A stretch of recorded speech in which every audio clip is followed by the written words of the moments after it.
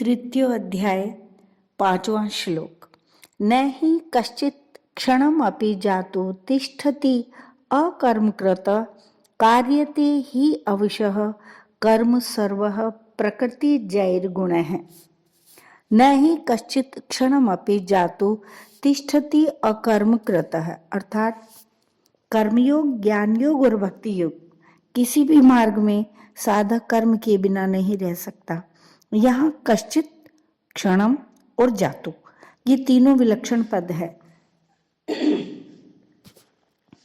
इनमें कश्चित शब्द का पद का प्रयोग करके भगवान कहते हैं कि कोई भी मनुष्य कर्म किए बिना नहीं रहता, चाहे वह ज्ञानी हो या अज्ञानी।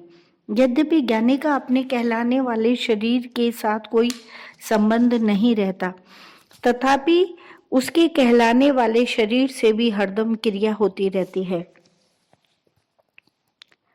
क्षणम पद का प्रयोग करके भगवान कहते हैं कि यद्यपि मनुष्य मैं हरदम कर्म करता हूं ऐसा नहीं मानता, तथापि जब तक वह शरीर के साथ अपना संबंध मानता है तब तक वह एक क्षण के लिए भी कर्म किए बिना नहीं रहता। जातु पद का प्रयोग करके भगवान यह कहते हैं कि जागृत, स्वप्न, सुषुप्ति, मूर्छा आदि किसी भी अवस्था में मनुष्य कर्म किए बिना नहीं रह सकता। इसका कारण भगवान इसी श्लोक के उत्तरार्ध में अवशः पद से बताते हैं कि प्रकृति के परवश होने के कारण उसे कर्म करने ही पड़ते हैं। प्रकृति निरंतर परिवर्तनशील है। साधक को अपने लिए कुछ नहीं करना है। जो विहित कर्म सामने आ जाए उसे केवल दूसरों के हित की दृष्टि से कर देना है। परमात्मा प्राप्ति का उद्देश्य होने से साधक निषिद्ध कर्म तो कर ही नहीं सकता। बहुत से मनुष्य केवल स्थूल शरीर की क्रियाओं को कर्म मानते हैं, पर गीता मन की क्रियाओं को भी कर्म मानती है। गीता ने शारीरिक, वाचिक और मानसिक रूप से की गई मात्र क्रियाओं को कर्म माना है। शरीर, वांग, मनो अभिरियत कर्म प्रारब्धे नरः। जिन शारीरिक अथवा मानसिक क्रियाओं के साथ मनुष्य अपना संबंध मान लेता है वे ही सब क्रियाएं कर्म बनकर उसे बांधने वाली होती है, अन्य क्रियाएं नहीं।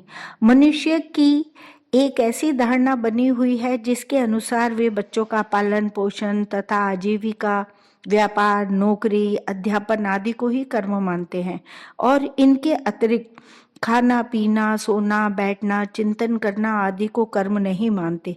इसी कारण कई मनुष्य व्यापार आदि कर्मों को छोड़कर ऐसा मान लेते हैं कि मैं कर्म नहीं कर रहा हूं, परंतु यह उनकी भारी भूल है। शरीर निर्वाह संबंधी स्थूल शरीर की क्रियाएं, नींद, चिंतन आदि, सूक्ष्म शरीर की क्रियाएं और समाधि आदि कारण शरीर की क्रियाएं, ये सब कर्म ही हैं। जब तक शरीर में अहमता ममता है तब तक शरीर से होने वाली मात्र क्रियाएं कर्म है। कारण कि शरीर प्रकृति का कार्य है और प्रकृति कभी अक्रिय नहीं होती। अतः शरीर में अहमता ममता रहते हुए कोई भी मनुष्य किसी भी अवस्था में क्षण मात्र भी कर्म किए बिना नहीं रह सकता, चाहे वह अवस्था प्रवृत्ति की हो या निवृत्ति की। कार्यते ही अवशः कर्म सर्वः प्रकृतिजैर्गुणः। प्रकृतिजन्य गुण परवश हुए प्राणियों से कर्म कराते हैं। परवश होने पर प्रकृति के गुणों द्वारा कर्म कराए जाते हैं, क्योंकि प्रकृति एवं उसके गुण निरंतर क्रियाशील हैं। यद्यपि आत्मा स्वयं अक्रिय, असंग, अविनाशी, निर्विकार तथा निर्लिप्त है, तथापि जब तक वह प्रकृति एवं उसके कार्य स्थूल, सूक्ष्म और कारण शरीर में किसी भी शरीर के साथ अपना संबंध मानकर उससे सुख चाहता है, जब तक वह प्रकृति के परवश रहता है, जब तक वह प्रकृति के परवश रहता है। इसी परवशता को यहाँ अवशः पद से कहा गया है। प्रकृति के साथ संबंध मानने से परवश हुए जीव के द्वारा कर्म करने की बात कही गई है। स्वभाव बनता है वृत्तियों से, वृत्तियां बनती है गुणों से और गुण पैदा होते हैं प्रकृति से।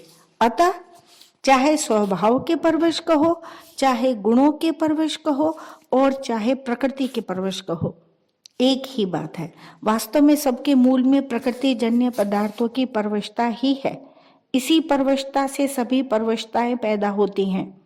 अतः प्रकृति जन्य पदार्थों की परवशता को ही कहीं काल की, कहीं स्वभाव की, कहीं कर्म की और कहीं गुणों की परवशता कह दिया है। तात्पर्य यह है कि यह जीव जब तक प्रकृति और उसके गुणों से अतीत नहीं होता, परमात्मा की प्राप्ति नहीं कर लेता, तब तक वह गुण, काल, स्वभाव आदि के परवश ही रहता है। अर्थात यह जीव जब तक प्रकृति के साथ अपना संबंध मानता है, प्रकृति में स्थित रहता है, तब तक यह कभी गुणों के, कभी काल के, कभी भोगों के और कभी स्वभाव के परवश होता रहता है। कभी स्ववश अर्थात स्वतंत्र नहीं रहता। इनके सिवाय यह परिस्थिति व्यक्ति, स्त्री, पुत्र, धन, मकान आदि के भी परवश होता रहता है। परंतु जब वह गुणों से अतीत अपने स्वरूप का अथवा परमात्मा तत्व का अनुभव कर लेता है, तो फिर इसकी यह परवशता नहीं रहती और यह स्वतः सिद्ध स्वतंत्रता को प्राप्त हो जाता है। विशेष बात यह है कि प्रकृति की सक्रिय, स्थूल और अक्रिय, सूक्ष्म दो अवस्थाएं होती हैं। जैसे कार्य करना सक्रिय अवस्था है और कार्य न करना अर्थात निद्रा आदि अक्रिय अवस्था। वास्तव में अक्रिय अवस्था में भी प्रकृति अक्रिय नहीं रहती, प्रत्युत उसमें सूक्ष्म रूप से सक्रियता रहती है। जैसे किसी सोए हुए मनुष्य को जागने के लिए जागने के समय से पूर्व ही जगा देने पर वह कहता है कि मुझे कच्ची नींद में जगा दिया। इससे यह सिद्ध हुआ कि नींद की अक्रिय अवस्था में भी नींद के पकने की क्रिया हो रही थी। जब पूरी नींद लेने के बाद मनुष्य जागता है तब उपयुक्त बात नहीं कहता, क्योंकि नींद का पकना पूर्ण हो गया। इसी प्रकार समाधि, प्रलय, महाप्रलय आदि की अवस्थाओं में भी सूक्ष्म रूप से क्रिया होती रहती है। वास्तव में देखा जाए तो प्रकृति की कभी अक्रिय अवस्था होती ही नहीं, क्योंकि यह प्रति क्षण बदलने वाली है। स्वयं आत्मा में कर्तापन नहीं है, परंतु प्रकृति के कार्य शरीर आदि के साथ अपना संबंध मानने से वह प्रकृति के परवश हो जाता है। इसी परवशता के कारण स्वयं अकर्ता होते हुए भी वह अपने को कर्ता मानता रहता है। वस्तुतः आत्मा में कोई भी परिवर्तन रूप क्रिया नहीं होती। जैसे प्रकृति द्वारा समस्त सृष्टि की क्रियाएं स्वाभाविक रूप से हो रही हैं, ऐसे ही उसके द्वारा बालकपन, जवानी आदि अवस्थाएं और भोजन का पाचन, श्वासों का आवागमन आदि क्रियाएं एवं इसी प्रकार देखना, सुनना आदि क्रियाएं भी स्वाभाविक रूप से हो रही हैं। परंतु जीवात्मा कुछ क्रियाओं में अपने को कर्ता मानकर बंध जाता है। प्रकृति निरंतर परिवर्तनशील है, पर शुद्ध स्वरूप में कभी कोई परिवर्तन नहीं होता। वास्तव में प्राकृतिक पदार्थों की कोई स्वतंत्र सत्ता नहीं है। प्रतिक्षण बदलते हुए पुंज का नाम ही पदार्थ है। पदार्थों के साथ अपना संबंध मानने से कोई भी मनुष्य किसी भी अवस्था में क्षण मात्र भी कर्म किए बिना नहीं रह सकता। अगर साधक ऐसा वास्तविक अनुभव कर ले कि संपूर्ण क्रियाएं पदार्थों में ही हो रही हैं और पदार्थों के साथ मेरा किंचिन मात्र भी संबंध नहीं है, तो वह परवशता से मुक्त हो सकता है। कर्मयोगी प्रतिक्षण परिवर्तनशील पदार्थों की कामना, ममता और आसक्ति का त्याग करके इस परवशता को मिटा देता है। भगवान ने इस श्लोक में जो बात कही है, वही बात उन्होंने 18वें अध्याय के 11वें श्लोक में भी कही है कि प्रकृति से अपना संबंध मानते हुए कोई भी मनुष्य कर्मों का संपूर्णता से त्याग नहीं कर सकता। न ही देह भृता शक्यम त्यक्तुम कर्माण्य शेषतः। न ही देह भ्रता शक्यम त्यक्तुम कर्माण्य शेषतः। परिशिष्ट भाव ये है कि क्रिया मात्र केवल प्रकृति में ही होती है, परंतु प्रकृति के साथ आप अपना तादात्म्य स्वीकार करने से मनुष्य प्रकृति जन्य गुणों के अधीन हो जाता है, अर्थात अवशः, तथा उसका क्रिया के साथ संबंध हो जाता है। इसलिए प्रकृति के साथ अपना संबंध मानने वाला कोई भी मनुष्य जागृत, स्वप्न, सुषुप्ति, मूर्छा, समाधि तथा सर्ग, महासर्ग, प्रलय, महाप्रलय आदि किसी भी अवस्था में क्षण मात्र भी कर्म किए बिना नहीं रह सकता। सुषुप्ति, मूर्छा तथा समाधि अवस्था में क्रिया कैसे होती है? मनुष्य सोता हो और कोई उसको बीच में ही जगा दे तो वह कहता है कि मेरे को कच्ची नींद में जगा दिया। इससे सिद्ध होता है कि सुषुप्ति के समय भी नींद के पकने की क्रिया हो रही थी, ऐसे ही मूर्छा और समाधि के समय भी क्रिया होती है। पतंजल योग दर्शन में इस क्रिया को परिणाम नाम से कहा गया है। परिणाम का अर्थ है परिवर्तन की धारा, अर्थात बदलने का प्रवाह। तात्पर्य है कि समाधि के आरंभ से लेकर व्युत्थान होने तक क्रिया होती रहती है। अगर क्रिया न हो तो व्युत्थान हो ही नहीं सकता।